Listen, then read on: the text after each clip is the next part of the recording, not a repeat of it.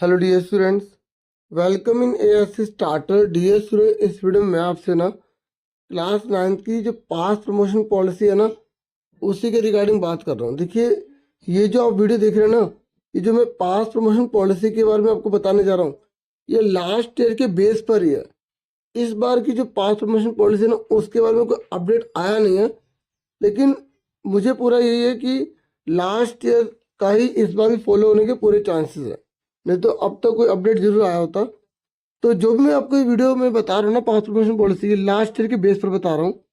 इस साल अगर कोई नया नोटिफिकेशन आएगा तो उसके बेस पर चलेंगे, नहीं तो आप पुराने बेस को ही देख सकते हैं कि लास्ट ईयर कितने नंबर वाले बच्चे जो है ना पास थे, और कितने नंबर जो है मिड टर्म के लग रहे थे, और कितने नंबर फाइनल टर्म के लग रहे थे। मैं इस समय 9th क्लास की बात कर रहा हूँ।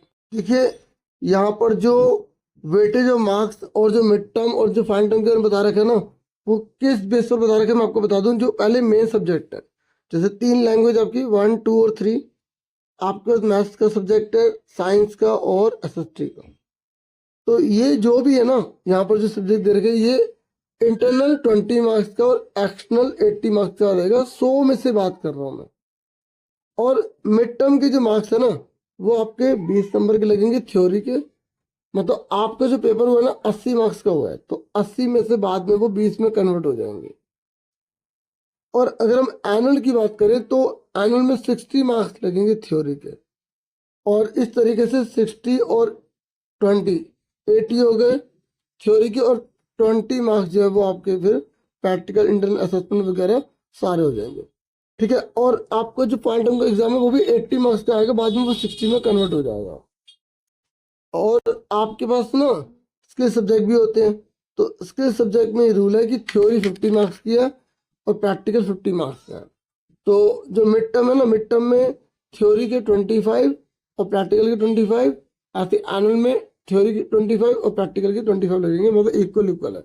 मतलब आपको मिड टर्म को बहुत अच्छे से लेना है, सीरियसली लेना है, क्योंकि एनुअल और मिड टर्म दोनों में 50-50% की वेटेज है। जबकि मेन सब्जेक्ट में फाइनल टर्म की वेटेज ज़्यादा है, तो फाइनल टर्म में आपको ज़्यादा और अच्छे से करना पड़ेगा अगर आप अच्छा स्कोर करना चाहते हो और पास होना चाहते हैं। बाकी अगर किसी बच्चे के पास म्यूजिक है या होम साइंस है, तो उसके लिए यहाँ पर अलग से मेंशन किया गया है, पेंटिंग है। तो आप यहाँ पर देख सकते हैं कि इनके लिए क्या क्या मेंशन किया गया है। ठीक है, देखिए फिर है ग्रेड की बात। अगर आपके 32 या 32 से कम आएंगे तो आपको ई ग्रेड मिलेगा, और जिन बच्चों को ई ग्रेड मिलेगा वो फेल कहलाएंगे। बाकी उससे ऊपर वाले जिन बच्चों को डी या ये इस तरीके का ग्रेड मिल रहा है तो वो फेल नहीं है। ठीक है, और देखिए जो कोर्स स्कॉलस्टिक एक्टिविटीज होती है ना, तो उनकी ग्रेड भी यहाँ पर मेंशन की गई है। अब मैं आपको बता दूं कि जो लास्ट ईयर है ना, तो उनमें किन बच्चों को पास किया गया था, कितने परसेंट लाने वाले बच्चे पास हो जाएंगे।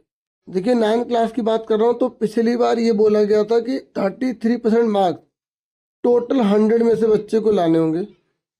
लेकिन जो पॉइंट हम अब आप जो देने जा रहे हैं ना, उसमें हर सब्जेक्ट में आपके 25% मार्क्स होने चाहिए 60 में से।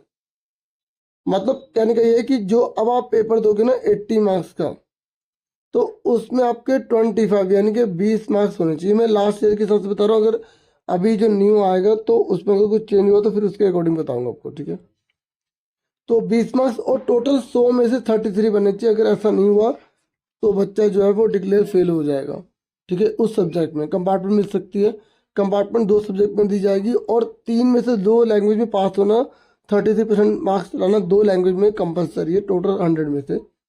और फाइनल टर्म में 25% मार्क्स लाना, यानी कि 60 में से उसे 25% लाने जरूर होंगे, क्योंकि 80 वाला 60 में कन्वर्ट हो जाएगा। ठीक है, और जो मिड टर्म का है वो 80 वाला 20 में कन्वर्ट हो जाएगा। ठीक है, और एक बात बता दूं, ये जो 25% मार्क्स है ना, ये बिल्कुल थ्योरी की बात हो रही है, और प्रैक्टिकल वगैरह की बात बिल्कुल भी नहीं हो रही है। तो आप अभी से सीरियसली पढ़ने लग जाइए, ताकि आपको बाद में नुकसान ना झेलना पड़े। वीडियो में इतना ही था। ठीक है, बाकी और जो भी डाउट्स होंगे, जो भी चीज़ आएगी, इन्फॉर्मेशन आएगी, वो मैं आपसे शेयर कर दूंगा। Thank you for watching and listening carefully. Take care student.